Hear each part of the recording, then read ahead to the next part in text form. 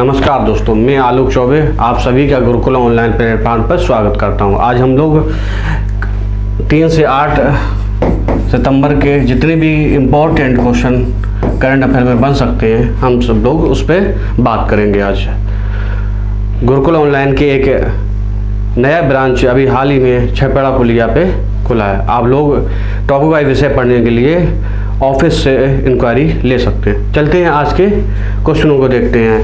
दोस्तों, क्वेश्चन को जो भी पॉइंट बताए जाते हैं एक्स्ट्रा में वो नोट कर लिया गया, और इसकी जो पीडीएफ है वो आपको ओम गुरुकुल एकेडमी ये टेलीग्राम चैनल पर मिल जाएगी। दोस्तों, वीडियो को लाइक शेयर एंड कमेंट जरूर कीजिए, अपने दोस्तों में ज़रूर शेयर कीजिए। ठीक है, चलते हैं आज के पहले क्वेश्चन के साथ। दोस्तों क्वेश्चन नंबर पहला, G20 शिक्षा मंत्रियों की बैठक कब आयोजन कहाँ किया गया? देखो दोस्तों, G20 सबसे पहली बात, G20 एक समूह है जो 1999 के सितंबर माह में स्थापना हुई। इसका कोई भी स्थायी सचिवालय नहीं है, स्थायी सचिवालय नहीं है दोस्तों। वर्तमान में इंडोनेशिया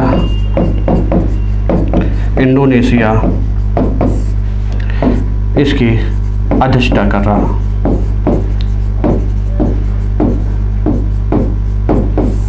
इसकी अध्यक्षता 1 वर्ष के लिए किसी देश के पास जाती है, उसके बाद दूसरे वर्ष।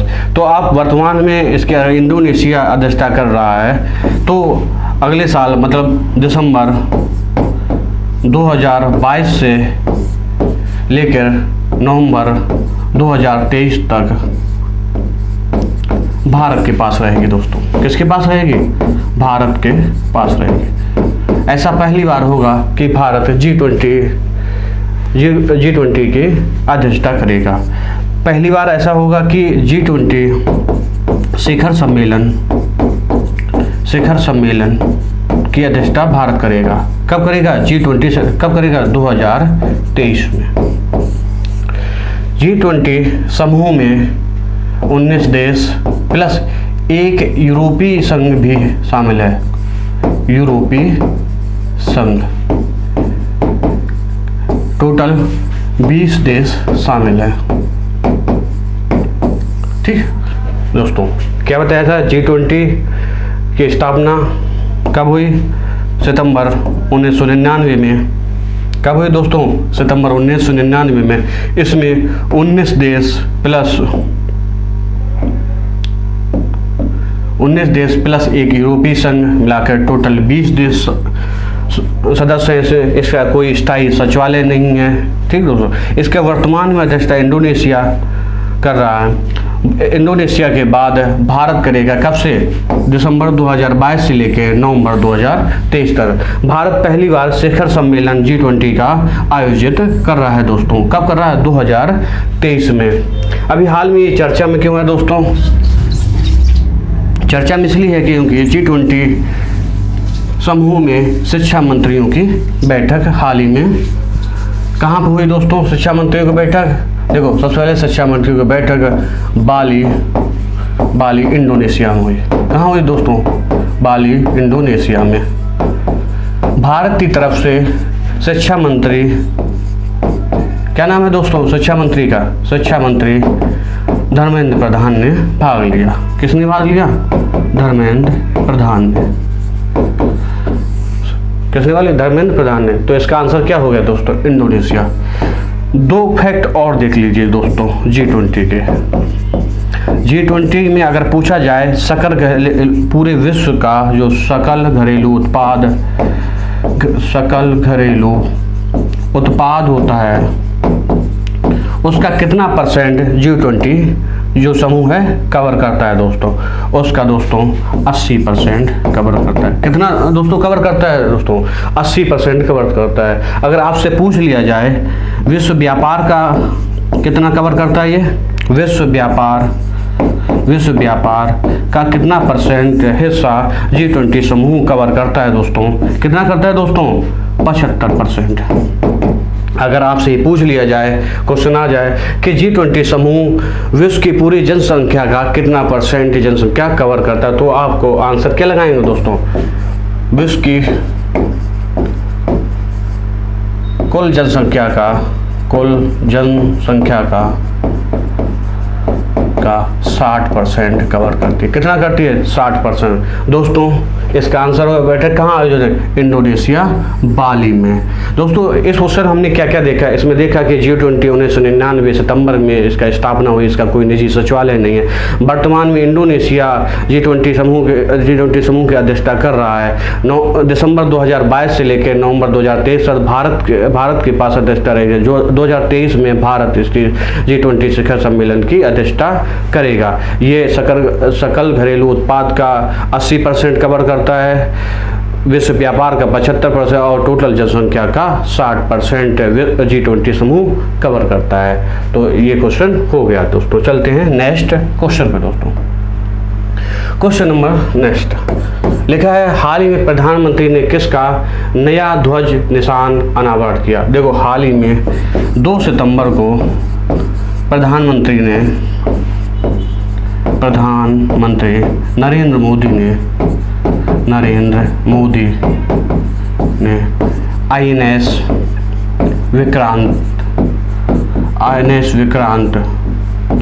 INS विक्रांत को नौसेना को सौंपा। किसे सौंपा? नौसेना को। अब ये भारतीय नौसेना में दूसरा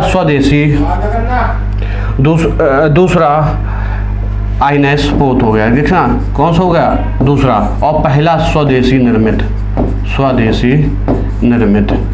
ठीक दोस्तों, जो ये ऐसा स्वदेशी निर्मित है जो टोटल भारत के ही लगभग भारत से ही पूरा बनाया गया है, भारत से ही डिजाइन किया गया है। इससे पहले जो भी पहले थे सब विदेशी थे या विदेशी से लिए गए थे, खरीदे गए थे। ठीक दोस्तों, इसी मौके पर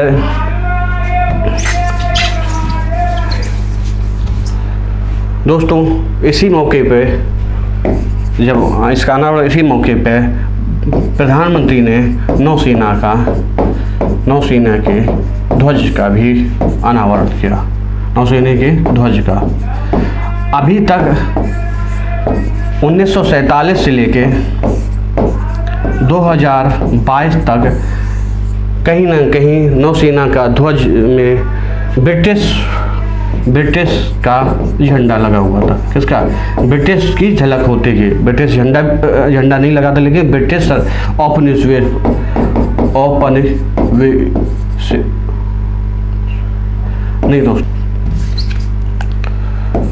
ब्रिटिश देखो दोस्तों, अभी तक 2022 तक ब्रिटिश की झलक थी। अभी तक ब्रिटिश साम्राज्य का, जो ब्रिटिश सरकार में हम लोग रह रहे थे हैं, साम्राज्य का एक देखो अभी तक कई देशों ने, जैसे न्यूजीलैंड या कनाडा, अगर बात करें तो ऑस्ट्रेलिया, सभी कभी ना कभी ऑस्ट्रेलिया, इंग्लैंड के या यूके के औपनिवेशिक देश रहे हैं। ठीक दोस्तों, ये इन्होंने सभी ने अपने गुलामी की जो दास्तां है जो हमें याद दिलाती हैं, क्योंकि झंडा अगर ब्रिटिश का थोड़ा भी याद दिलाता है, अभी भी उसमें झलक है, तो हम उस गुलामी से मुक्त हो गए। लेकिन भारत अभी तक दोस्तों उससे बाहर नहीं आ पाया था। इसलिए पहले अभी जो इस बार राष्ट्रीय ध्वज का, नौसेना के ध्वज का, राष्ट्रीय ध्वज नहीं दोस्तों, सॉरी, नौसेना ध्वज का जो अनावरण किया है उससे बाहर आएंगे। हम देखते हैं, देखो सबसे पहले हम नौसेना का थोड़ा देख रहे हैं। पहले नेवल सर्विस के नाम से चलती थी। पहले दोस्तों नेवल सर्विस 2 अक्टूबर 1934 का इसका नाम बदलकर क्या कर दिया जाए? रॉयल इंडियन नेवी कर दिया गया। उसके बाद जब भारत और पाक स्वतंत्र अलग अलग हो गए, बंटवारा हो गया, उसके बाद इसका नाम royal Indian royal Indian navy कर दिया गया, रॉयल इंडियन नेवी कर दिया गया, और पाकिस्तान का रॉयल पाकिस्तान नेवी कर दिया। क्या कर दिया गया? रॉयल पाकिस्तान नेवी कर दिया जाए। लेकिन 26 जनवरी 1950 को इसका नाम से रॉयल हटा लिया जाए, तो उसका नाम क्या कर दिया जाए? भारतीय नौसेना। दोस्तों हमने क्या देखा? पहले नेवल सर्विस के नाम से, तो इसका नाम 2 अक्टूबर 1934 को चेंज होगा, रॉयल इंडियन नेवी कर दिया गया। जब देश स्वतंत्र हुआ, बंटवारा हुआ भारत और पाकिस्तान में, तब भारत की रॉयल इंडियन नेवी और पाकिस्तानी रॉयल पाकिस्तान नेवी कर दिया गया। लेकिन 26 जनवरी को इसका नाम बदलकर भारतीय नौसेना रख दिया गया। अब चलते हैं राष्ट्रीय ध्वज के बारे में देखते हैं। राष्ट्रीय ध्वज का इतिहास के बारे में देखते हैं। देखो, सबसे पहली बार 1947 से लेके 1950 तक इसे जो रेड क्रॉस ये लगा हुआ है, इसे कहते हैं सेंट जॉर्ज। क्या कहते हैं? सेंट जॉर्ज कहते हैं। जो रेड क्रॉस है ये इसे, और ये यूके का फ्लैग है, झंडा है, जो 1947 से 1950 तक नौसेना में ध्वज के तौर पे लगा रहता था। सेंट जॉर्ज एक संत योद्धा थे, ईसाई संत योद्धा थे। कौन से? ईसाई धर्म से। ठीक दोस्तों, ईसाई धर्म से थे। उसके बाद 1950 से लेकर 2001 तक, 1950 में यहाँ पे से इतना बदलाव हुआ। सेंट जॉर्ज ये देखो निशानी ब्रिटिश की बनी रही, लेकिन यहाँ पे अपना झंडा लग गया। ठीक, कब तक? ये 2001 तक। क्या 2001 से लेके 2004 तक फिर बदलाव हुआ। अब की बार क्या कर दिया जाए? अब की बार अशोक सारनाथ के और प्लस पहले ये नेवी का निशान लगा दिया, लेकिन इसे भी 2004 में चेंज कर दिया गया। क्यों कर दिया गया? क्योंकि समुद्र में जब चलते थे तब ये नीले निशान के चक्कर में, नीला कलर के चक्कर में इसे विजिबिलिटी बहुत कम थी, विजिबिलिटी बहुत कम थी। इस 2004 में चेंज करके फिर वही कर दिया। लेकिन अब की बार क्या कर दिया दोस्तों? अब की बार इसमें एक सारनाथ स्तंभ की फोटो भी लगा दी गई। ठीक दोस्तों, चलते हैं। लेकिन 2014 में फिर परिवर्तन हुआ। 2014 में क्या किया? अभी तक यहाँ पे सत्यमेव जयते नहीं लिखा था। क्या नहीं लिखा था दोस्तों? सत्यमेव जयते। 2014 में चेंज होकर सत्यमेव जयते यहाँ पे इस जगह कर दिया गया फोटो। अब 2014 से अभी तक यही चला, लेकिन अब की बार देखो क्या होगा। गुलामी, देखो नरेंद्र मोदी ने 15 अगस्त को अपने भाषण में दूसरे प्रण में कहा है कि गुलामी के गुलामी के हर अंश से मुक्ति। इसलिए ये तो निश्चित है कि रेड क्रॉस ख़त्म हो जाएगा। इसके आगे क्या होगा? जो भी आएगा हम आपके सामने उसे लेकर आएंगे। तो क्या हुआ? इसका आंसर क्या पूछा गया था? देखो दोस्तों, हम किस क्वेश्चन बात कर रहे थे? हम बात कर रहे थे किसके नए ध्वज का निशाने का अनावरण किसके नौसेना का। चलते हैं नेक्स्ट क्वेश्चन के साथ। Question number 3। हाल ही में संसद टीवी के मुख्य कार्यकारी अधिकारी के रूप में किसे अतिरिक्त पदभार किया? देखो दोस्तों, बात करते हैं हम लोग संसद टीवी के बारे में। देखो, पहले जो थी Lok Sabha TV plus Rajya Sabha TV, अलग अलग कार्य करते थे। राज्यसभा अलग, लेकिन 2021 में ये सूर्य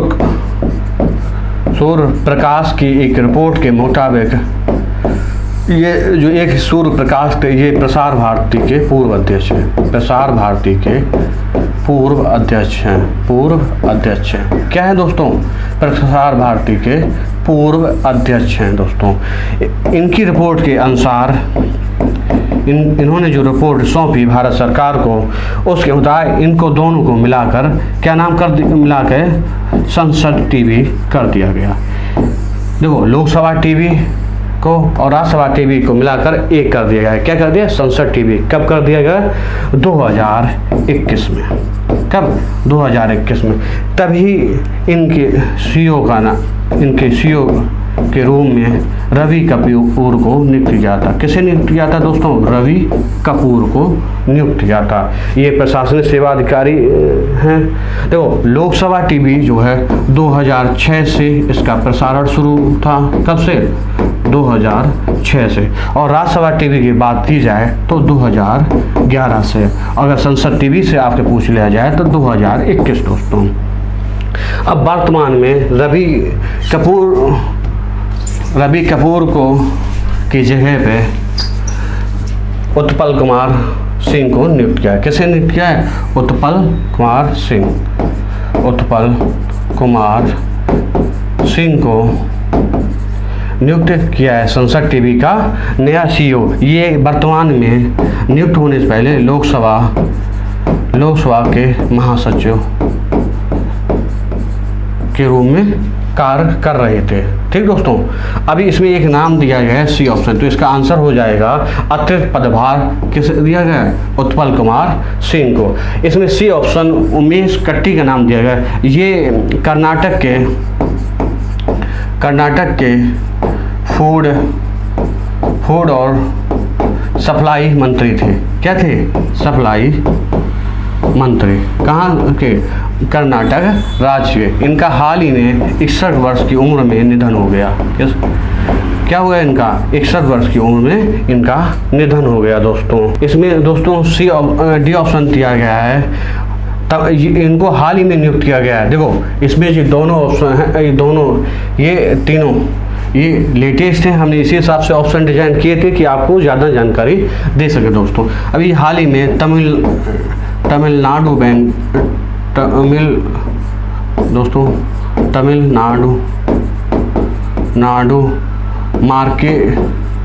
मार्केटाइल बैंक का इन्हें नया एमडी बना दिया गया है। क्या बनाया गया है? नया एमडी। किसे? कृष्ण शंकर सुब्रमण्यम को। ठीक, चलते हैं नेक्स्ट क्वेश्चन पे दोस्तों।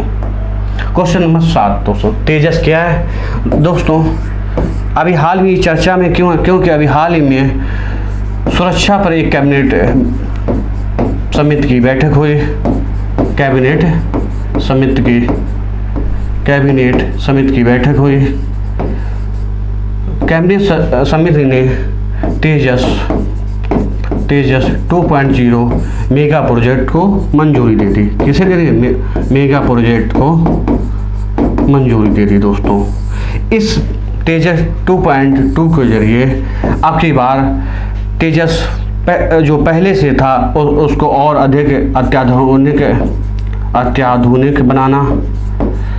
अत्याधुनिक उसे अपग्रेड करना, और अब की बार से 5वीं जनरेशन का कौन सी जनरेशन है? 5वीं जनरेशन का फाइटर जेट के रूप में तैयार करना।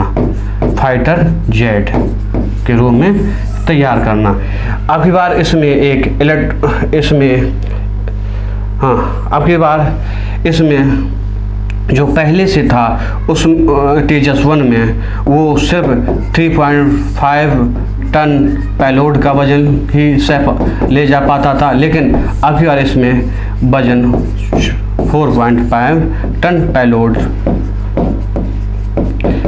इसके पूरे खर्च में तेजस 2.0 खर्च में लगभग 6500 करोड़ का खर्च आएगा। तो क्या ये एक लाइट कॉम्बैट एयरक्राफ्ट है। क्या है दोस्तों? ऐसी क्वेश्चन पूछा जाएगा। तेजस क्या है? तेजस किस लिए चर्चा में आया? तेजस इसलिए चर्चा में आया कि इसकी तेजस 2.0 की एक मेगा प्रोजेक्ट की मंजूरी मिल गई। किससे? कैबिनेट समिति द्वारा। इसका आंसर होगा ये एक लाइट कॉम्बैट एयरक्राफ्ट है। चलते हैं नेक्स्ट क्वेश्चन पे दोस्तों। क्वेश्चन नंबर 8 दोस्तों। भारत में गठित क्षेत्रीय परिवारों के संबंध में निम्नलिखित दोस्तों, यहाँ परिवार की जगह दोस्तों परिषद हो जाएगा। परिषदों। ठीक दोस्तों, करेक्शन कर लेना। देखो क्षेत्रीय परिषद, बात करते हैं क्षेत्रीय परिषद के। क्षेत्रीय परिषद, देखो क्षेत्रीय परिषद का गठन 1957 ईस्वी में राज्य पुनर्गठन अधिनियम 1956 के तहत हुआ। क्या हुआ दोस्तों? क्षेत्रीय परिषद का गठन 1957 में 1956 के राज्य पुनर्गठन अधिनियम के तहत हुआ। जब गठन हुआ तब इसकी उस समय 5 क्षेत्रीय परिषदें थी, लेकिन सन 1972 में उत्तर पूर्वी क्षेत्रीय परिषद को बढ़ा दिया गया, तब उसकी टोटल 6 हो गई। लेकिन हम इतना अंदर नहीं जाते हैं, हम सिर्फ बात करते हैं क्षेत्रीय परिषद के बारे में कैसा है, क्योंकि इसमें एक पहला ऑप्शन दिया हुआ है, ये एक संवैधानिक निकाय। ये दोस्तों ये संवैधानिक निकाय नहीं है, क्योंकि ये बाद में जोड़ी गई, तो ये एक वैधानिक निकाय है। क्या है दोस्तों? वैधानिक निकाय है। क्षेत्रीय परिषद की अध्यक्षता अगर आपसे पूछ लिया जाए क्षेत्रीय परिषद की अध्यक्षता कौन करता है, और तो हम क्या बताएंगे दोस्तों? क्या बताएंगे आप? क्षेत्रीय परिषद की अध्यक्षता कौन करता है? क्षेत्रीय करता है गृह मंत्री। किसके द्वारा होती है? गृह मंत्री हैं। इसकी उपाध्यक्ष अगर पूछ लिया जाए, उपाध्यक्ष, तो प्रत्येक रोटेशन पे इसका उपाध्यक्ष होता है, प्रत्येक वर्ष चेंज होता रहता है रोटेशन हिसाब से। राज्य का मुख्यमंत्री होता है, एक वर्ष के लिए रोटेशन के तौर पर जो जिस क्षेत्रीय परिषद जैसे दक्षिणी है, उत्तरी है, या कौन भी उस राज्य में उस क्षेत्रीय परिषद कौन से राज्य आते हैं, उसका एक मंत्री एक वर्ष के लिए उसका उपाध्यक्ष होता है। ठीक है? मुख्यमंत्री संबंधित राज्य का। किसका? संबंधित राज्य का। ठीक दोस्तों, इसका सदस्य भी हर राज्य से 2 सदस्य होते हैं। ठीक दोस्तों, इसके अलावा इस चर्चा में क्यों है, हम करंट अफेयर के तौर पे क्यों पढ़ रहे हैं दोस्तों, इससे ये देखना है हमें। तो दोस्तों अभी हाल ही में सितंबर के पहले सप्ताह यानी 3 सितंबर को दोस्तों, कब? 3 सितंबर को अमित शाह की अध्यक्षता में दक्षिणी क्षेत्रीय परिषद के, किसकी? दक्षिणी क्षेत्रीय परिषद की बैठक तिरुवनंतपुरम में हुई। कहाँ हुई? तिरुवनंतपुरम में हुई, तिरुवनंतपुरम के कोल्लम शहर में हुई। ठीक दोस्तों, कब हुई? 3 सितंबर को। इस बैठक में देखो दक्षिणी क्षेत्रीय परिषद में कौन कौन से राज्य आते हैं, उसी सभी के मुख्यमंत्री, जैसे केरल, तमिलनाडु, तेलंगाना, आंध्र प्रदेश, कर्नाटक और पुदुचेरी, इतने राज्य आते हैं। कौन कौन से राज्य होते हैं दक्षिणी क्षेत्रीय परिषद में दोस्तों? एक आता है तेलंगाना, केरल, आंध्र प्रदेश, तमिलनाडु और कर्नाटक और पुदुचेरी। ठीक दोस्तों, इन सभी के मुख्यमंत्रियों ने साथ में बैठक की। तो इन सभी की अध्यक्षता कौन करता है? गृह मंत्री। ये सही है, पहला गलत है दोस्तों। आंसर क्या पूछा गया? कौन सा कथन सत्य है? सिर्फ 2 कथन सत्य है। तो हमने इसमें क्या पढ़ा? बहुत इंपॉर्टेंट फैक्ट है ये, पूछ लिया जाएगा आपसे बात कि दक्षिण क्षेत्रीय परिषद निम्नलिखित कौन सा राज्य नहीं है, या निम्नलिखित में कौन सा राज्य दक्षिणी क्षेत्रीय परिषद के अंतर्गत आता है, बताइए आप। तो उसमें कई ऑप्शन देते हैं, जो इनमें एक ऑप्शन दे देगा तेलंगाना, केरल, आंध्र प्रदेश या कर्नाटक या पुदुचेरी, तो उसमें आपको देखना होगा। ठीक, जो चलते हैं नेक्स्ट क्वेश्चन पर दोस्तों। क्वेश्चन नंबर 9, हाल ही में उच्चतम न्यायालय के किस न्यायाधीश को राष्ट्रीय विधिक सेवा प्राधिकरण, दोस्तों राष्ट्रीय विधिक सेवा प्राधिकरण की स्थापना 2000 में नहीं, ये हुई है 1987 एक्ट के तहत। एक्ट है दोस्तों 1987 एक्ट के तहत 1995 में। कब हुई दोस्तों? 1987 एक्ट के तहत 1995 में हुई। इसके जरिए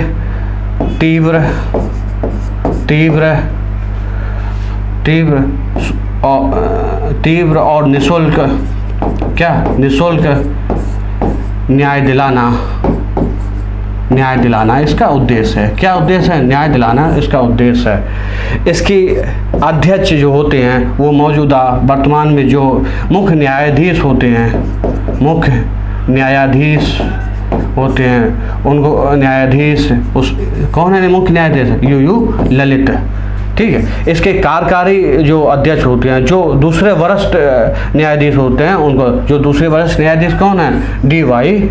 चंद्रचूड़। देखो निःशुल्क अगर न्याय के लिए पूछ लिया जाए, किस निःशुल्क न्याय उपलब्ध कराना किस अनुच्छेद के अंतर्गत आता है? तो अनुच्छेद 39 के, और यह एक नीति निर्धारण तत्व के अंतर्गत आता है। ठीक दोस्तों, इसका आंसर हो गया डी.वाई. चंद्रचूड़। चलते हैं नेक्स्ट क्वेश्चन पे दोस्तों। नेक्स्ट क्वेश्चन दोस्तों देखते हैं, निम्न कौन सा देश क्वाड से संबंधित हिंद प्रशांत आर्थिक ढांचे में शामिल नहीं है? दोस्तों देखो, ये तो क्वाड क्या है? क्वाड 4 देशों का समूह है। क्वाड की सबसे पहले जो नाम सुझाया था या इसके लिए समूह के लिए जो पद प्रदर्शक बने थे वो जापान के पूर्व प्रधानमंत्री शिंजो आबे, जो अभी हाल ही में इस जनसभा में भाषण देने के दौरान गोली मारकर उनकी हत्या कर दी गई। ठीक, वो इसके पद प्रदर्शक के, यह उनका ही देन थी इस क्वाड समूह में क्या क्या कौन कौन देश आते हैं? जापान आता है, ऑस्ट्रेलिया आता है, ऑस्ट्रेलिया, दूसरा अमेरिका और भारत देश शामिल है। ठीक, अब बात करते हैं हिंद प्रशांत आर्थिक ढांचे के। ये हिंद प्रशांत आर्थिक ढांचा भारत और अमेरिका की अगुवाई में, किसकी? भारत और अमेरिका की अगुवाई में काम करता है। इसकी संकल्पना अमेरिका द्वारा दी गई थी। इसका मुख्य कार्य चीन के बढ़ते दबदबे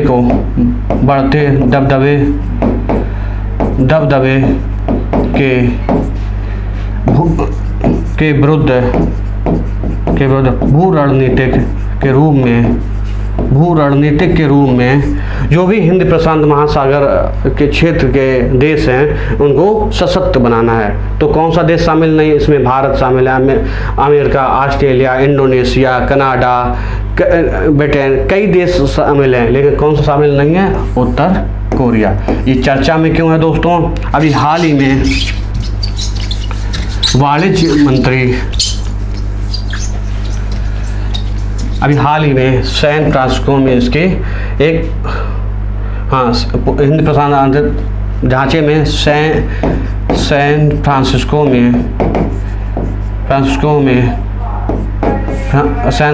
में इसका आयोजन हुआ। आर्थिक ढांचे की समिति मीटिंग बुलाई गई। उस मीटिंग में वाणिज्य मंत्री पीयूष गोयल ने भाग लिया। कब लिया? 5 सितंबर को पीयूष गोयल कौन से मंत्री हैं? वाणिज्य मंत्री। चलते हैं नेक्स्ट क्वेश्चन पे दोस्तों।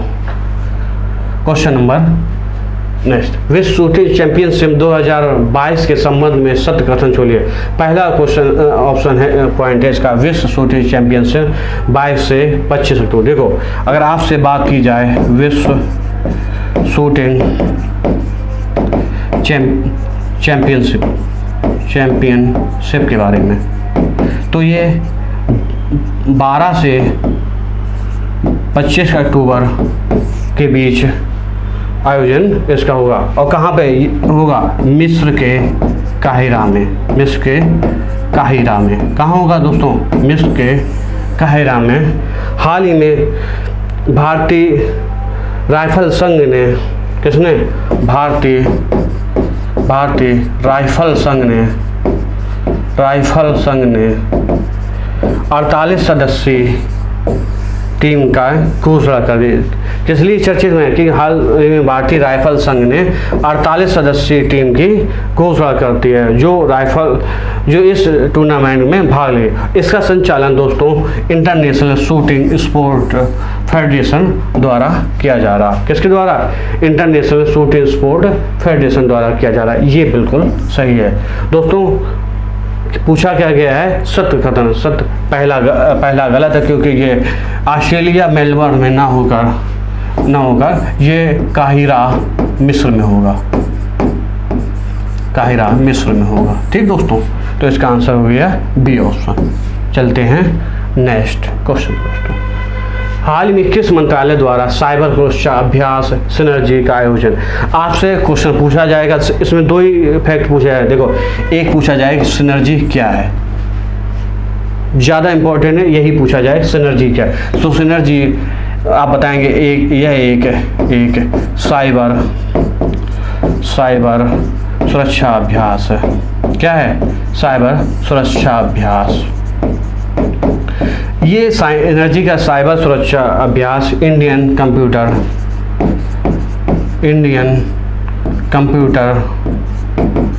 कंप्यूटर इमरजेंसी रिस्पांस टीम द्वारा इसका संचालन किया गया। किसका संचालन किया गया? साइबर सुरक्षा अभ्यास का।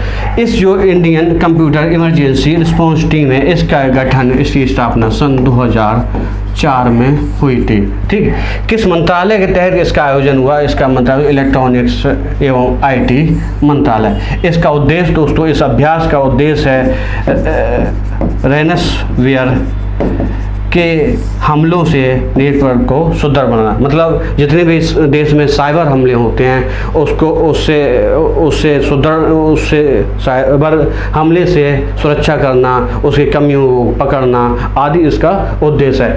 इस सिनर्जी सुरक्षा अभ्यास का आयोजन सिंगापुर के सहयोग से हुआ। किसके सहयोग से? सिंगापुर से सहयोग। इसका आंसर क्या होगा? इलेक्ट्रॉनिक एवं IT मंत्रालय। चलते हैं नेक्स्ट क्वेश्चन। हाल ही में भारत किस देश को पछाड़कर दुनिया की 5वीं सबसे बड़ी अर्थव्यवस्था बना? देखो, सबसे बड़ी अर्थव्यवस्था किसे पछाड़कर? ब्रिटेन को। किसे? ब्रिटेन को पछाड़कर। अभी हाल टॉप 5 अगर आप बात कर ली जाए तो सबसे पहले USA कितने मिलियन की है? 22.9 ट्रिलियन डॉलर की अर्थव्यवस्था है। ठीक, उसके बाद चीन की 16 के लगभग 16 पॉइंट कुछ करके है ट्रिलियन डॉलर। चीन के बाद जापान के बाद जर्मनी और जर्मनी के बाद भारत। देखो भारत की कितनी है? भारत की 3.2 मिलियन ट्रिलियन डॉलर है दोस्तों, ट्रिलियन डॉलर की अर्थव्यवस्था है। एक रिपोर्ट के मुताबिक भारत 2029 तक, कब तक दोस्तों? बहुत मोस्ट इम्पोर्टेंट फैक्ट है दोस्तों, 2029 तक जापान को पछाड़कर तीसरी बड़ी अर्थव्यवस्था बन जाएगा। कौन सी? तीसरी बड़ी अर्थव्यवस्था बन जाएगा दोस्तों। इसका क्या आंसर हो गया दोस्तों? ब्रिटेन। चलते हैं नेक्स्ट क्वेश्चन के साथ। क्वेश्चन नंबर, देश की पहली नाइट सफारी स्काई सेंचुरी कहाँ आयोजित की गई? देखो, देश की सबसे पहली नाइट स्काई ये लद्दाख में। कहाँ पे? लद्दाख में। ठीक है, इसका आंसर हो गया ए। सबसे पहले नई दिल्ली में देश की पहली ई वेस्ट इको पार्क की स्थापना की गई। किसकी? ई वेस्ट इको पार्क की। उत्तर प्रदेश में अभी हाल ही में देश की पहली नाइट सफारी का शुभारंभ किया गया। ये नाइट सफारी जो पार्क है किसके तर्ज पे? सिंगापुर के तर्ज पे शुरू किया गया, यूपी के लखनऊ में। कहाँ पे दोस्तों? यूपी के लखनऊ में। दूसरा, उत्तराखंड में अभी हाल ही में पहला ग्रास कंजर्वेटिव पार्क की स्थापना की गई। ठीक दोस्तों, तो नाइट स्काई सेंचुरी कहाँ पे स्थापना की गई? लद्दाख में। चलते हैं नेक्स्ट क्वेश्चन के साथ। अपेक्षा फर्नांडीज का संबंध किससे है? दोस्तों, अपेक्षा फर्नांडीज का संबंध अभी हाल ही में विश्व जूनियर तैराकी चैंपियनशिप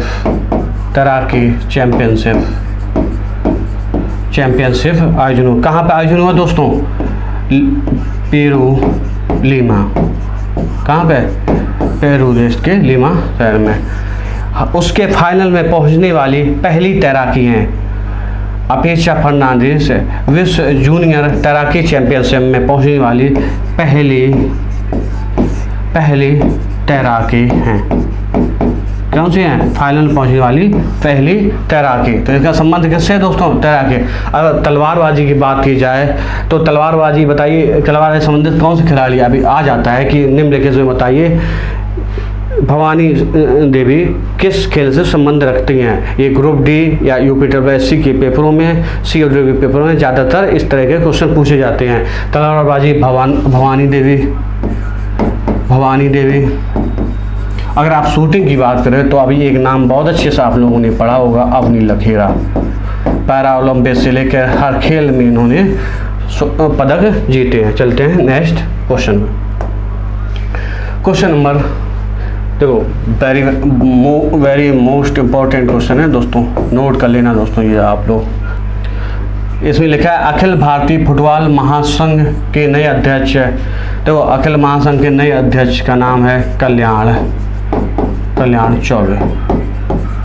अगर भारतीय फुटबॉल महासंघ की स्थापना की बात कर ली जाए, भारत में कब स्थापना, तो इसकी स्थापना 1937 में दोस्तों हुई, लेकिन अंतर्राष्ट्रीय फुटबॉल महासंघ द्वारा इसे 1948 में इसकी मान्यता दी गई। कब? अगर मान्यता की बात की जाए दोस्तों 1948 में, अगर स्थापना की बात की जाए तो इसके 1937 में। हाल ही में इसके भारतीय फुटबॉल महासंघ अध्यक्ष के चुनाव हुए, उस चुनाव में कल्याण चौबे जी अध्यक्ष के तौर पे चुने गए दोस्तों। तो इसका आंसर हो जाएगा ए। बी ऑप्शन दिया है संजय वर्मा। हाल ही में मोस्ट इम्पोर्टेंट फैक्ट है दोस्तों, इसमें जितने अदर ऑप्शन हैं सभी अभी हाल ही में नियुक्त किए गए। जैसे संजय वर्मा उच्चायुक्त नियुक्त किया गया है, भारत का उच्चायुक्त के तौर पर नियुक्त किया गया है। कहाँ के उच्चायुक्त? कनाडा के उच्चायुक्त के तौर पर नियुक्त किया गया। कैप्टन बी के त्यागी को Shipping Corporation Limited of India, किसके? Shipping Corporation Limited of India के एमडी नियुक्त किया गया। अभी हाल ही में लक्ष्मण नरसिम्हन को भी कॉफ़ी की दिग्गज एक कंपनी है स्टारबक्स का महानिदेशक के तौर पर, किसे? लक्ष्मण नरसिम्हन। कॉफ़ी की एक दिग्गज कंपनी है स्टारबक्स, उसका महानिदेशक नियुक्त किया गया है। कैप्टन बी के त्यागी को Shipping Corporation Limited of India का नया चेयरमैन नियुक्त किया गया दोस्तों। ठीक दोस्तों, चलते हैं, इसका आंसर हो जाएगा कल्याण चौबे। चलते हैं नेक्स्ट क्वेश्चन। भारत में हैदराबाद के विलय से संबंधित ऑपरेशन। देखो इस क्वेश्चन को हमने इस जगह क्यों लिया, अभी हाल ही में ये चर्चित रहा है। 17 सितंबर को हैदराबाद मुक्ति दिवस के तौर पे मनाते हैं। किसे मनाते हैं? हैदराबाद के मुक्ति दिवस के तौर पे मनाते हैं। लेकिन ये 17 सितंबर 1948 को हैदराबाद रियासत से भारत में शामिल हुआ थी। ये अलग रियासत थी, वहाँ के जो निज़ाम थे वो एक अलग रियासत के तौर पर रहना चाहते या पाकिस्तान में विलय करना चाहिए, लेकिन सरदार वल्लभ भाई पटेल के अथक प्रयास, उस समय इनके विलय के लिए एक ऑपरेशन चलाया जाए, उस ऑपरेशन का नाम है पोलो। ठीक दोस्तों, ऑपरेशन पोलो। अभी हाल में ये क्वेश्चन लेखपाल के पेपर में पूछा गया कि ऑपरेशन पोलो किससे संबंधित है, तो किससे संबंधित है? हैदराबाद के विलय। इसका आंसर ये हो जाएगा। लेकिन एक ऑपरेशन बी ऑप्शन के मेघदूत, ऑपरेशन मेघदूत सियाचिन में चलाया गया था। सियाचिन में कब चलाया गया था दोस्तों? 1984 में। कब चलाया था? 1984 में। और सी ऑप्शन हाल ही में चलाया गया। आप लोगों को अगर आप करंट अफेयर डेली अपडेट हैं तो उस बारे में जानते होंगे। देवी शक्ति। अफ़गानिस्तान में जब तालिबान ने अपना कब्जा कर लिया था, उस समय अफ़गानिस्तान से भारतीय लोगों को निकालने के लिए चलाया गया, भारतीयों को निकालने के लिए चलाया गया। कहाँ से? अफ़गानिस्तान से। उसका क्या नाम था? देवी शक्ति। अभी लेटेस्ट में ऑपरेशन गंगा, जब रूस ने यूक्रेन पर आक्रमण कर दिया, तो यूक्रेन में फंसे लगभग 20,000 से अधिक छात्रों या वहाँ के रह रहे निवासियों जो भारतीय थे उनको निकाला गया। उनमें क्या ऑपरेशन का नाम? ऑपरेशन गंगा था। तो इसका आंसर हो गया ए ऑप्शन। चलते हैं नेक्स्ट क्वेश्चन पर। Question number electronic vehicle EV battery सुरक्षा मानकों पर सड़क परिवहन और राजमार्ग मंत्रालय द्वारा गठित विशेषज्ञ समिति के प्रमुख कौन हैं? दोस्तों, परिवहन और मंत्रालय द्वारा एक गठित कमेटी, परिवहन एवं राजमार्ग मंत्रालय के मंत्री का नाम, केंद्रीय मंत्री क्या नाम है दोस्तों? नितिन गडकरी। इन्होंने अभी हाल में इलेक्ट्रॉनिक व्हीकल के लिए इलेक्ट्रॉनिक की सुरक्षा मानकों पर कमेटी का गठित किया। उस गठित के अध्यक्ष का नाम क्या है? टाटा नरसिम्हा राय। ठीक दोस्तों, इसमें एक ऑप्शन दिया है प्रोफेसर अय्यर, ये नीति आयोग के CEO हैं। क्या है? नीति आयोग के CEO है। एक ऑप्शन दिया गया किरीट एवं पारेख। हाल ही में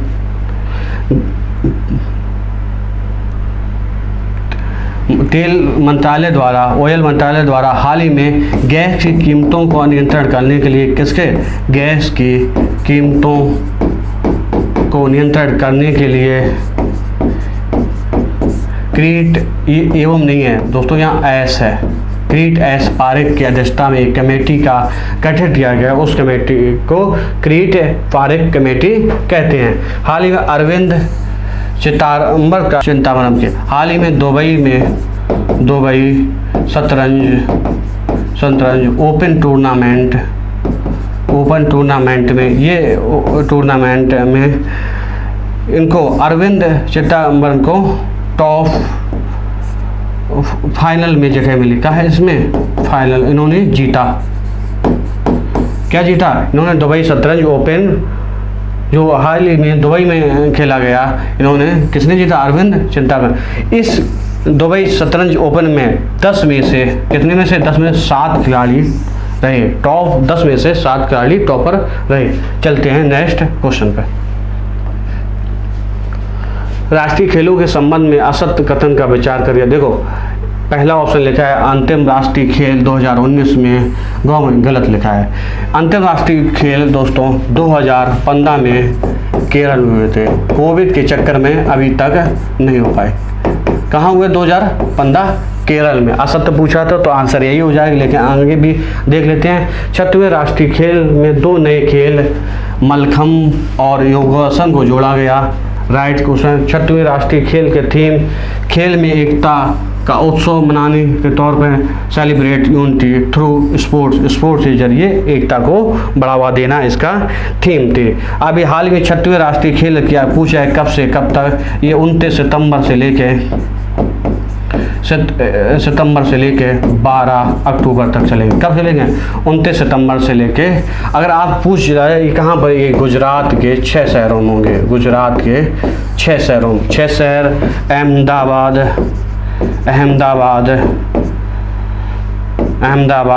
गांधीनगर,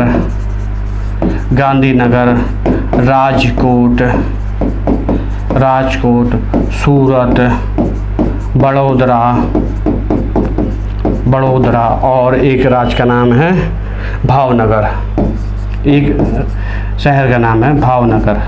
ठीक, गुजरात के इन 6 शहरों में इसका आयोजन किया गया। अगर इसके शुभंकर का नाम पूछ लिया जाए कि राष्ट्रीय खेल 6वें राष्ट्रीय खेल के शुभंकर का क्या नाम है? इनका नाम है सावज। मोस्ट इम्पोर्टेंट, आपसे ज़्यादातर पूछा जाएगा 6वें राष्ट्रीय खेल का आयोजन कहाँ हुआ? गुजरात में 6 शहरों में। और 6वें राष्ट्रीय खेल के जो शुभंकर है वो क्या है? तो सावज है। ठीक दोस्तों, सावज का अर्थ एक तरह के शेर होता है ये, तो इसका आंसर हो गया ए ऑप्शन। चलते हैं नेक्स्ट क्वेश्चन पे।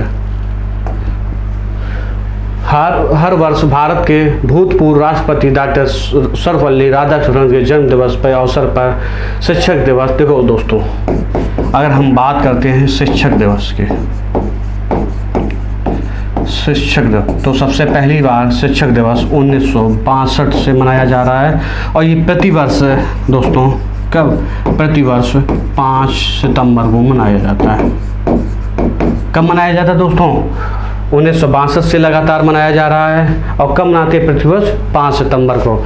शिक्षक दिवस डॉक्टर सर्वपल्ली राधाकृष्णन के जयंती पर सर्वपल्ली राधाकृष्णन के जयंती पर मनाया जाता है। इनको 1954 में, कब? 1954 में भारत रत्न से नवाजा गया था। इनके साथ साथ सी.वी. रमन और राजा गोपालाचारी को भी भारत रत्न मिला था। राजा गोपाल और सी.वी. रमन को मिला था। और सबसे भारत रत्न की शुरुआत ही हुई थी, पहली बार ही इन तीनों को मिला था, क्योंकि उनको सर्वपल्ली राधाकृष्णन, सी.वी. रमन और राजा गोपालाचारी को पहली बार 1954 मिला था। अगर डॉक्टर सर्वपल्ली राधाकृष्णन की बात की जाए तो ये भारत के पहले उपराष्ट्रपति और दूसरे राष्ट्रपति भी के पद पे भी रहे। क्या रहे? पहले उपराष्ट्रपति भारत के और दूसरे राष्ट्रपति के बारे में बात की जाए तो राधाकृष्णन पहले उपराष्ट्रपति के तौर पर इन्होंने कार्य किया, उसके बाद इन्होंने भारत के दूसरे राष्ट्रपति के रूप में भी कार्य किया। ठीक दोस्तों, इसका आंसर क्या हो जाएगा? 5 का नंबर डी ऑप्शन। चलते हैं नेक्स्ट क्वेश्चन के साथ। स्पार्क प्रोग्राम किस मंत्रालय के से संबंधित है? फुल फॉर्म की बात की जाए तो स्टूडेंटशिप प्रोग्राम फॉर आयुर्वेद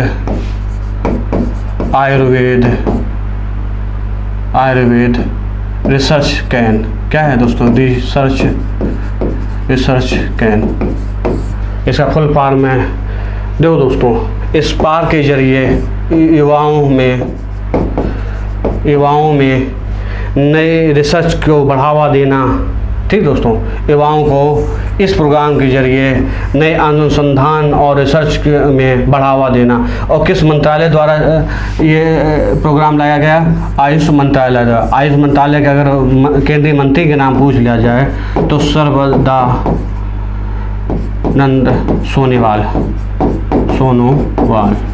ये असम के पूर्व मुख्यमंत्री भी रह चुके हैं। चलते हैं दोस्तों नेक्स्ट क्वेश्चन के साथ।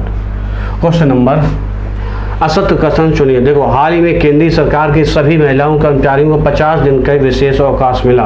देखो, पहला ऑप्शन में अगर बात की जाए, अभी हाल ही ने क्रमिक और प्रशिक्षण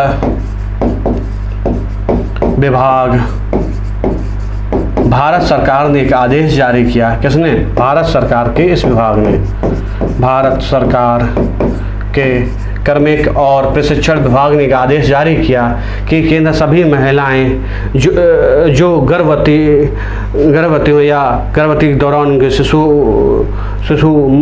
की मृत्यु हो जाए या उनको जाए उसमें 28 सप्ताह की एक मिल चुकी हो छुट्टी उन्हें मिल चुकी हो, उसके बावजूद उनकी मनोदशा, उनके स्थिति को समझने के हुए कार्मिक एवं प्रशिक्षण विभाग ने एक आदेश जारी किया कि अगर 28 सप्ताह के बाद भी शिशु की गर्भ में देखो, शिशु मृत्यु हो जाने के बाद अगर उन्होंने 28 सप्ताह का छुट्टी ले भी ली, उसके बाद ही इन्हें 50 दिन की ना जो है 60 दिन की छुट्टी मिलेगी। कितनी मिलेगी? 2 महीने की छुट्टी। और आदेश मिला है कि 2 दिन की छुट्टी, 2 महीने की छुट्टी नहीं मिलेगी। तो पहला गलत हो गया, यहाँ 50 दिन की ना होकर 60 दिन की। कौन से मंत्रालय विभाग ने आदेश किया? कार्मिक एवं प्रशिक्षण विभाग के द्वारा। इनको पहले 28 सप्ताह छुट्टी मिलती थी। हाँ ठीक है, 28 सप्ताह मिलती थी दोस्तों। उसके बाद शिशु के गर्भ की मृत्यु हो जाती है और तो भी माता को यह विशेष अवकाश मिलेगा। तो दूसरा सही है दोस्तों। पूछा क्या? असत कथन सिर्फ एक। चलते हैं नेक्स्ट क्वेश्चन। हाल ही में किस भारतीय क्रिकेट खिलाड़ी ने क्रिकेट के सभी प्रारूपों से संन्यास की घोषणा की है दोस्तों? देखो, अभी हाल ही में सुरेश रैना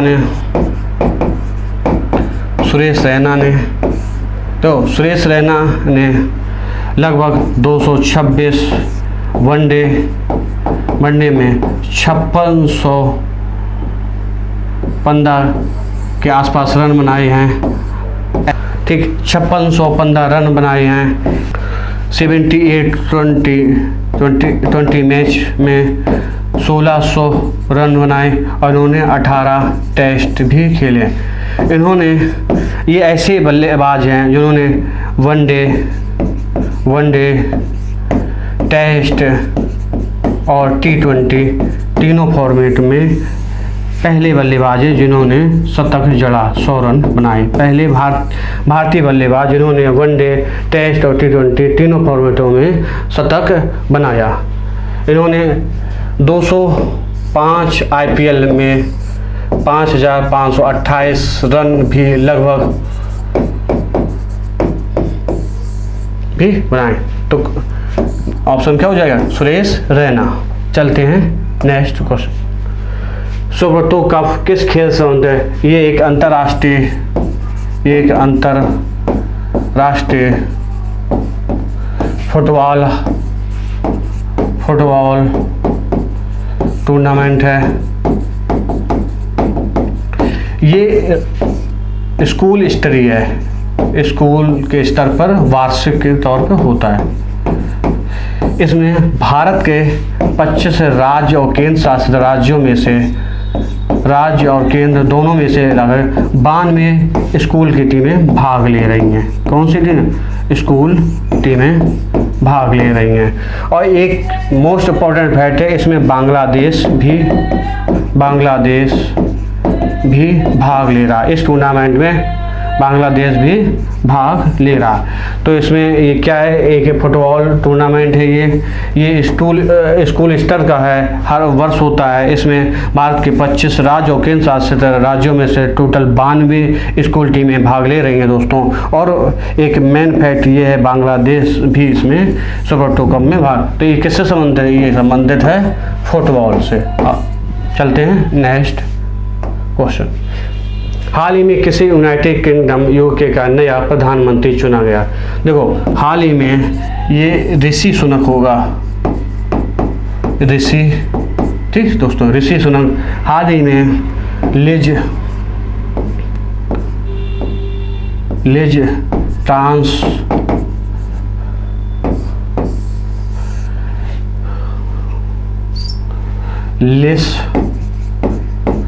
ट्रांस ने किसे? ऋषि सुनक को हराकर ब्रिटेन के 56वें प्रधानमंत्री के रूप में कौन से? यूके के 56वें प्रधानमंत्री का पदभार ग्रहण किया। इससे पहले 2 महिलाएं पहले भी ब्रिटेन की प्रधानमंत्री बन चुकी हैं। एक नाम है मेथेरसा, दूसरा क्या है? Margaret Thatcher. दूसरा नाम देखो, 2 महिलाएं भी इससे पहले। ये तीनों महिलाएं जो हैं ये कंजर्वेटिव पार्टी से संबंधित थी। किससे संबंधित थी? कंजर्वेटिव पार्टी संबंधित थी। तो इसका आंसर हो जाए लिज ट्रांस। किसे हराया? सुनक को। ये थे भारतीय मूल के। लिज ट्रांस ने बोरिस जॉनसन की जगह पे प्रधानमंत्री का पदभार ग्रहण किया। बोरिस जॉनसन के सरकार में सुनक वित्त मंत्री थे। क्या थे? वित्त मंत्री थे। अभी एक इसमें सी ऑप्शन दिया गया है दोस्तों, सुहेला ब्रेवरमैन। ये भारतीय मूल की लिज ट्रांस के सरकार में ये गृह मंत्री बनी। क्या बनी?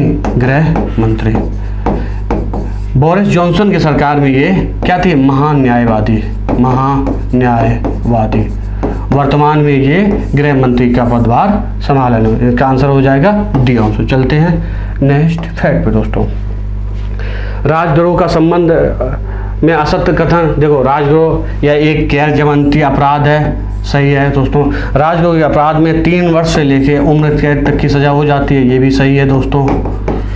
इस कानून के तहत आरोपित व्यक्ति को सरकारी नौकरियां प्राप्त करने से नहीं रोका जा सकता। ये गलत है। रोका जा सकता है।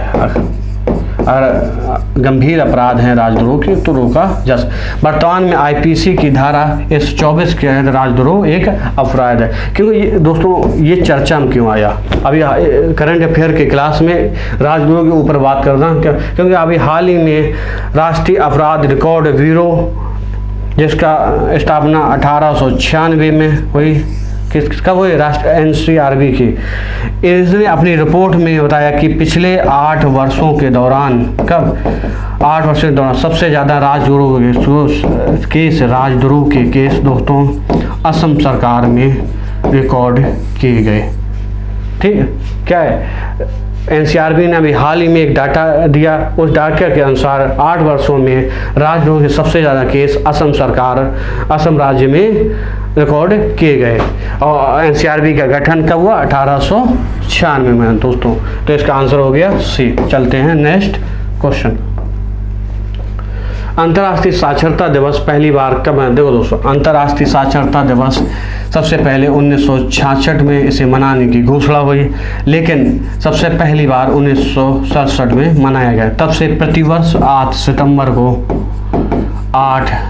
सितंबर को मनाया जा रहा है। तो कब पहली बार? 1966। चलते हैं नेक्स्ट क्वेश्चन। हाल ही में त्रिपुरा राज्य लिखा है दोस्तों, राज्य होगा यहाँ पे, राज्य का दासापुर गांव चर्चा में रहा था संबंध है। क्यों? देखो अभी हाल ही में यहाँ पर देश का पहला जैव गांव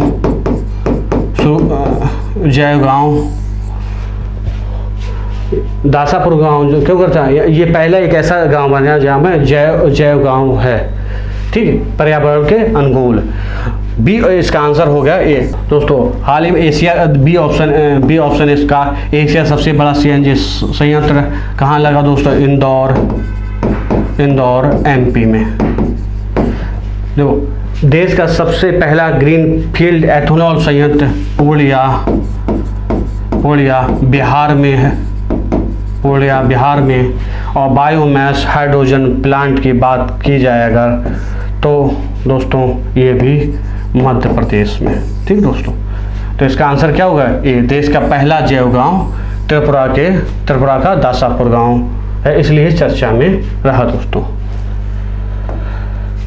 क्वेश्चन नंबर, निम्नलिखित में से सत्य कथनों विचार कीजिए। देखो दोस्तों, अगर आपको मिलान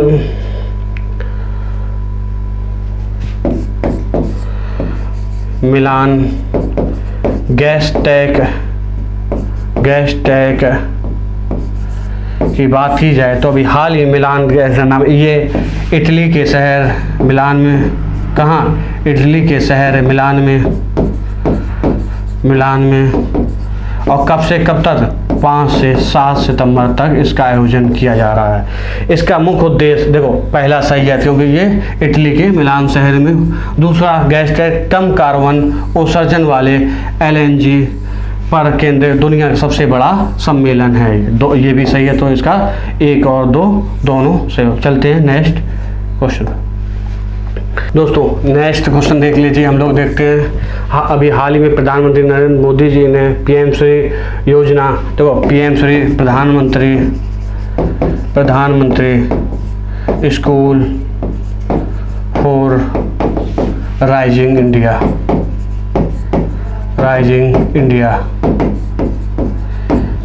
देखो PM श्री योजना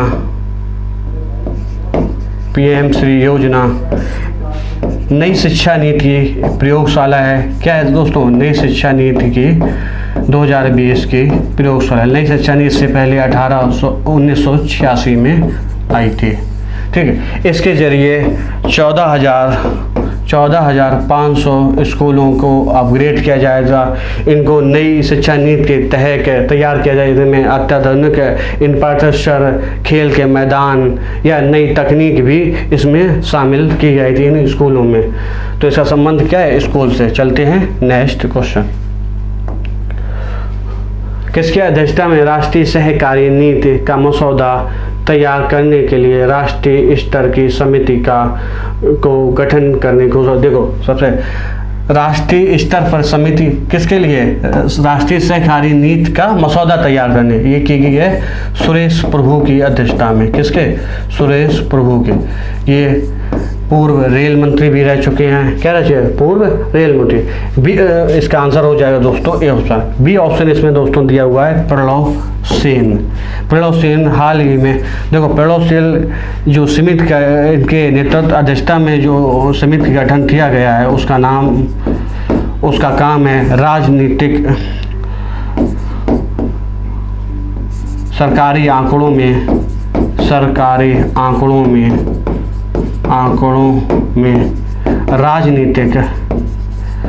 राजनीतिक दखल को रोकना। क्या है दोस्तों? सरकारी आंकड़ों में राजनीतिक दखल को रोकना।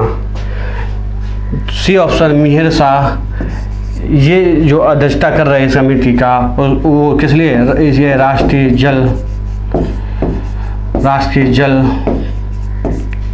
जल मिशन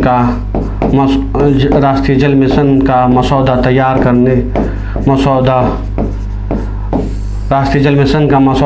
करने के लिए वाली समिति का।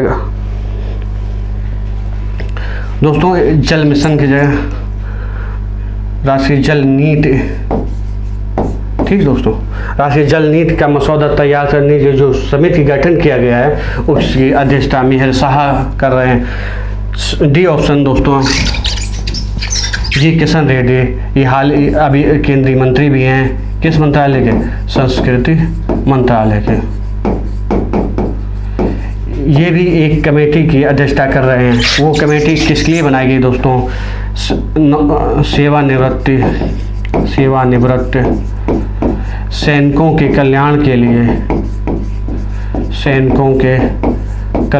लिए एक समिति की समिति का गठन किया गया दोस्तों। उसकी अध्यक्षता जी किशन रेड्डी कर रहे हैं। यहाँ रेड्डी होगा दोस्तों, रेड्डी, वो भी संस्कृति मंत्रालय में केंद्रीय मंत्री, हमारे संस्कृत मंत्री हैं केंद्र सरकार में। ठीक दोस्तों, चलते हैं नेक्स्ट क्वेश्चन। जितने भी फैक्ट ऑप्शन बताए जा रहे वो हाल ही हैं, बहुत मोस्ट इंपॉर्टेंट फैक्ट हैं दोस्तों, नोट करते जाना। पूर्वी आर्थिक मंच की स्थापना कब हुई दोस्तों? पूर्वी आर्थिक मंच की स्थापना 2015 में हुई। इसके पूर्वी आर्थिक हाल ही में प्रधानमंत्री नरेंद्र मोदी ने वीडियो कॉन्फ्रेंस के जरिए पूर्वी आर्थिक मंच पे भाषण दिया, संबोधित किया। पूर्वी आर्थिक मंच को संबोधित किया। कब किया? अभी 2-3 दिन पहले। इसकी स्थापना 2015 में हुई। इसके 7वीं बैठक थी। पूर्वी आर्थिक मंच की 7वीं बैठक थी दोस्तों। ये प्रत्येक वर्ष इस बैठक का आयोजन रूस के द्वारा किया जाता है। ठीक दोस्तों, किसके द्वारा किया जाता है? रूस के द्वारा। ऑप्शन क्या हुआ? B option. अभी हाल ही में सितंबर 2022 में सेना की फायर एंड फ्यूरी कॉर्प्स ने कारगिल में इग्नाइटेड माइंड्स कार्यक्रम का शुरू किया। देखो अभी पिछले साल या कुछ समय पहले इग्नाइटेड माइंड्स कार्यक्रम का लेह में भी एक कार्यक्रम हो चुका है। ठीक दोस्तों, आपकी बार लद्दाख में इसका आयोजन किया जा रहा है। इसके जरिए लद्दाख के युवाओं को समग्र शैक्षणिक प्रशिक्षण मुहैया कराने से है इसका संबंध है। देखो इस कार्यक्रम में पात्रता जो शर्तें हैं वो लद्दाख का मूल निवासी हो, वो पढ़ाई कर रहा हो, क्योंकि इस कार्यक्रम के जरिए जेईई में और नीट की तैयारी कराई जाती है। क्या किसकी तैयारी? जेईई और नीट की तैयारी कराई जाती है। इस कार्यक्रम का संचालन भारतीय नौसेना कर रही है। भारतीय नौसेना की एक टुकड़ी जिसका नाम फायर एंड फ्यूरी कॉर्प्स है। देखो इस कार्यक्रम में सहयोग जो किया है वो किया कानपुर की एक कंपनी है। कहाँ की दोस्तों? कानपुर की एक गैर सरकारी कंपनी जिसका नाम राष्ट्रीय एकता और शैक्षणिक संगठन नाम से ये सहयोग कर रही है। और इसमें इसका वित्त पोषण हिंदुस्तान पेट्रोलियम पेट्रोलियम कॉरपोरेशन और लिमिटेड के द्वारा किया जा रहा है। दोस्तों, यूनाइटेड माइंड्स कार्यक्रम का मुख्य उद्देश्य क्या है? इसके जरिए लद्दाख के युवाओं को समग्र शैक्षणिक मुहैया कराना। इस मूल पात्रता क्या है? लद्दाख का निवासी हो, आगे की पढ़ाई कर रहा हो, इसके जरिए नीट और जेई की तैयारी कराना, और इसमें सहयोग कानपुर की एक कंपनी जिसका नाम राष्ट्रीय शिक्षा और शैक्षणिक संगठन है, ये एक गैर सरकारी कंपनी है। इसमें भारत पेट्रोलियम कॉरपोरेशन लिमिटेड इसका वित्त पोषण कर रहा है, और ये भारतीय सेना की फायर एंड फ्यूरी कॉर्प्स के द्वारा इसका संचालन किया जा रहा है। दोस्तों, आज के 3 से लेके 8 सितंबर तक के जितने भी मोस्ट इम्पोर्टेंट क्वेश्चन हो सकते हैं, हमने आपके सामने विक फैक्ट के पॉइंट टू पॉइंट बताने की कोशिश की है। तो आप पढ़ते रहिए। आगे की वीडियो के लिए दोस्तों आप पढ़ते रहिए। तब तक के लिए धन्यवाद।